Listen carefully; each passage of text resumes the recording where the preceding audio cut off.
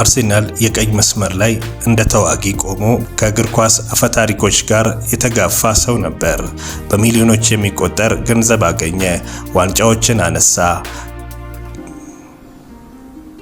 ማንኛውም አፍሪካዊ ታዳጊ የሚያልመውን ሕይወት ሙሉ በሙሉ ኖራት።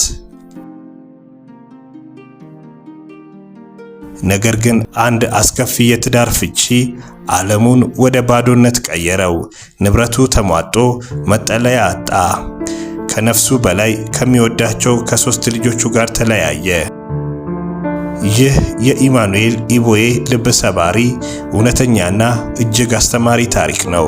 እዚህ በጽናት ቫይብስ ቻናላችን ላይ ስኬትን ብቻ አንዘምርም፣ በሕይወት ውስጥ ያሉትን ጥልቅ ህመሞች አብረን እየተጓዝን በውስጣችን ያለውን የማይሰበር ጥንካሬ እንፈልጋለን። ምክንያቱም እውነተኛ ጽናት ደምቆ የሚበራው ሁሉንም ነገር አተን መሬት ላይ ስንወድቅ ነው። ይህንን ስሜታዊ ጉዞ አብረን እንጀምር።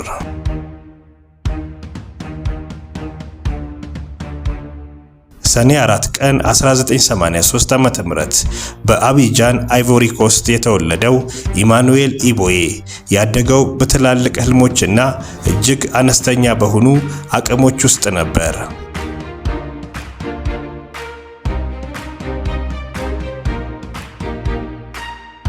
በኤኤስኢሲ ሚሞሳስ አካዳሚ ውስጥ ከበራ በኋላ ወደ አውሮፓ ተሻገረ። በመጨረሻም በ2004 ዓ.ም ታላቁን አርሴናል ተቀላቀለ። ጉልበቱ የማይደክሙ ተከታታይ መሸጋገሪያዎችና በሁለገብነቱ የሚታወቀው ይህ የቀኝ መስመር ተከላካይ ለመድፈኞቹ ከ200 በላይ ጨዋታዎችን አድርጓል።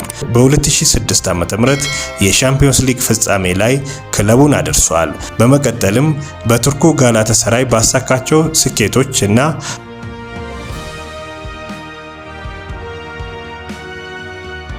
በአይቮሪ ኮስት ብሔራዊ ቡድን ማሊያ ባደረጋቸው 79 ጨዋታዎች ዝናንና ታላቅ ሀብትን አተረፈ።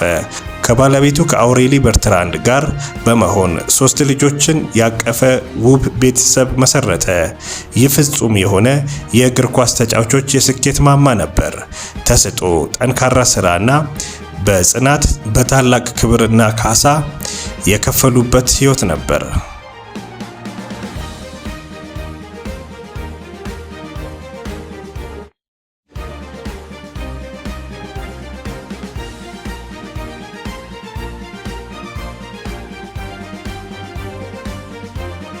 ከኢማኑኤል ኢቦዬ የህይወት ታሪክ የምንማረው አንደኛ፣ መነሻ መድረሻን አይወስንም።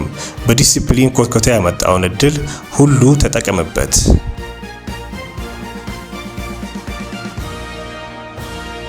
ኢቦዬ አርሴናልን ከለቀቀ በኋላ በህይወቱ ላይ ስንጥቆች መታየት ጀመሩ። በ2016 ዓ.ም ከቀድሞ ወኪሉ ጋር በተያያዘ የደረሰበት የ1 ዓመት የፊፋ እገዳ የሥራ ፍሰቱን አጓተተው። በመቀጠል ግን በ2017 ዓ.ም አካባቢ ከባለቤቱ ከአውሬሊ በርትራንድ ጋር የተጀመረው አስከፊ የፍቺ ክስ መጣ። ኢቦዬ ሙሉ ህይወቱን ጥሮ ያገኘውን ሀብት፣ ቤቶች፣ መኪኖችና ሙሉ የባንክ ቁጠባውን ያለምንም ጥርጣሬ ያስተዳድር የነበረው በሷ ስም ነበር። ፍርድ ቤቱ ግን ንብረቱን ሙሉ በሙሉ ለቀድሞ ባለቤቱ አሳልፎ ሰጠ።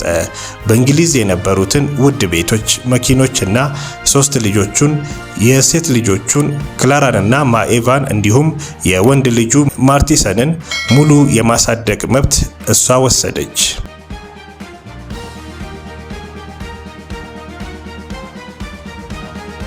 በአንድ ጀንበር ያ ሁሉ ሚሊዮነር የነበረው ሰው ባዶ እጁን ቀረ። የጎዳና ሰው ሆነ። በጓደኞቹ ቤት ወለል ላይ እየተኛ የፍርድ ቤት አስፈጻሚዎችን እየተሸሸገ ከባድ የድብርትና የአእምሮ ጭንቀት ውስጥ ወደቀ። ህመሙ ከአቅሙ በላይ ነበር። ገንዘቡን ብቻ ሳይሆን ሙሉ ማንነቱንና ቤተሰቡን ያጣ ያህል ተሰማው።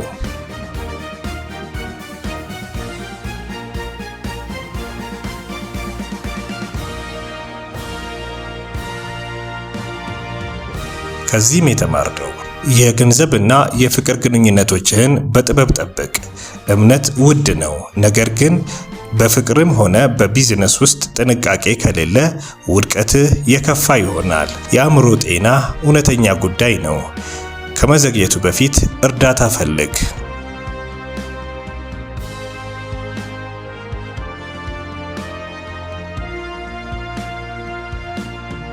ለዓመታት ኢማኑኤል በከባድ የልብ ስብራት ውስጥ ኖረ። ከልጆቹ ጋር ያለው ግንኙነት ሙሉ በሙሉ ተቋረጠ። እስከ ዛሬዋ ቀን ድረስ ሁለቱ ሴት ልጆቹን ክላራ እና ማኤቫን አባታቸውን ለማየትም ሆነ ከሱ ጋር ለመገናኘት ፈቃደኛ አልሆኑም። የሚልክላቸው መልእክቶች መልስ የላቸውም። ፎቶዎቻቸው እንኳን እንዳይ ተከልክሏል። ይህ መለያየት በሜዳ ላይ ከደረሰበት ከማንኛውም ከባድ ጉዳት በላይ ልቡን ቀደደው። ነገር ግን በዚህ ጨለማ ውስጥ ሳለ የወንድ ልጁ የማቲስ ኮከብ በሩቅ ማብራት ጀመረ። ይህ ወጣት የአጥቂ አማካኝ የቼልሲ አካዳሚ የተቀላቀለ ሲሆን በቅርቡ የካቲት 2026 ዓ.ም 17 ዓመት ሲሞላው የመጀመሪያ ፕሮፌሽናል ኮንትራት ከቼልሲ ጋር ተፈራረመ። አልፎ ተርፎም የእንግሊዝ ዩዝ አንደር 70 ብሔራዊ ቡድን ወክሎ ድንቅ ጎሎችን እያስቆጠረ ይገኛል።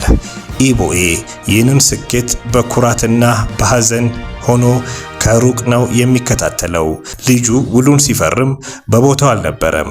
ልክ እንደ ማንኛውም ሰው መረጃውን ያገኘው ከማህበራዊ ሚዲያዎችና በኢንተርኔት ላይ ነበር።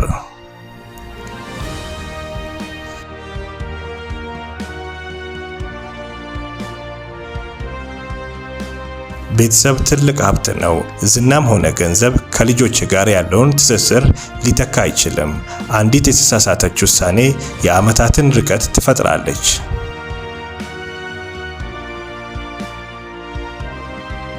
አሁን በ2026 ዓመተ ምህረት ኢማኑኤል ዘ ፊፍዝ ሃውስ ፖድካስት የተባለው ዝግጅት ላይ ቀርቦ ፍጹም ልብ የሚነካ ቃለ መጠይቅ አድርጓል። ልቡንም ከፍቶ እንዲህ አለ። ሁሉንም ነገር አጣው። የልጆቼ የቅርብ ጊዜ ፎቶ እንኳን የለኝም። እናታቸውን ስጠይቃት እምቢ ትለኛለች። ልጄ ለቼልሲ ሲፈርም በቦታው ባለመገኘቴ በጣም አዝኛለሁ። ይሁንና ኢቦኤ እያለቀሰም ቢሆን ተስፋ አልቆረጠም። ልጆቹን ዳግም የሚያገኝበትን ቀን በጸሎት እየጠበቀ በአሁኑ ሰዓት በአዲስ ትዳርና በአዲስ ሕይወት ውስጥ ይገኛል። በጋናና በአይቮሪ ኮስት የታዳጊዎች አሰልጣኝ በመሆን በካፍ ውስጥ የበኩሉን አስተዋጽኦ በማበርከት አዲስ ትውልድ እያነቃ ነው። በበጎ አገልግሎት ውስጥ ራሱን በመፈለግ ሕይወቱን በዝግታ እየገነባ ይገኛል።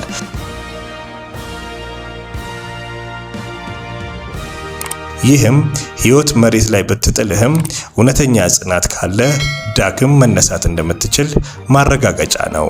መሬት ላይ መውደቅህ ለዳግም መነሳትህ አዲስ መሰረት ሊሆን ይችላል። እውነተኛ ጥንካሬ ያለው ራስን በመገምገም በይቅርታና ሌሎችን በመርዳት ውስጥ ነው።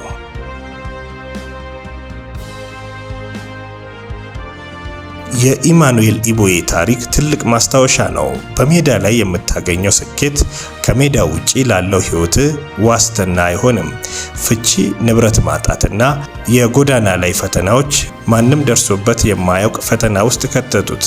ነገር ግን ለልጆቹ ያለው ፍቅር በልጁ ማቲስ የቼልሲ እና የእንግሊዝ ዩ70 ጉዞ ላይ ያለው ኩራት እና ህመሙን ለዓለም ለማካፈል ያለው ድፍረት የአንድን አባት የማይሰበር ልብ ያሳያል።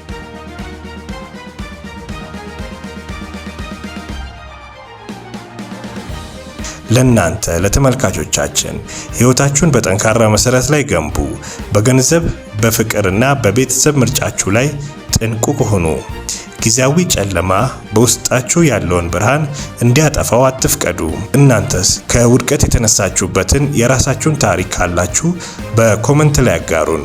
ለሰርጡ ወይንም ለቻናላችን አዲስ ከሆናችሁ ይህንን ቪዲዮ ላይክ በማድረግ ቻናሉን ደግሞ ሰብስክራይብ በማድረግ የጽናት ቫይብስ ቤተሰብ ሁኑ። ጽናት ለሁሉም። በሚቀጥለው ቪዲዮ እስከምንገናኝ በያላችሁበት ሰላም ሁኑ። ይህ ቪዲዮ እንደጠቀማችሁ ተስፋ እናደርጋለን። ሐሳብ አስተያየታችሁን ኮሜንት ላይ ጻፉልን። ሰብስክራይብ፣ ላይክ እና ሼር ማድረጉን አይርሱ። ጽናት ቫይብስ ነው።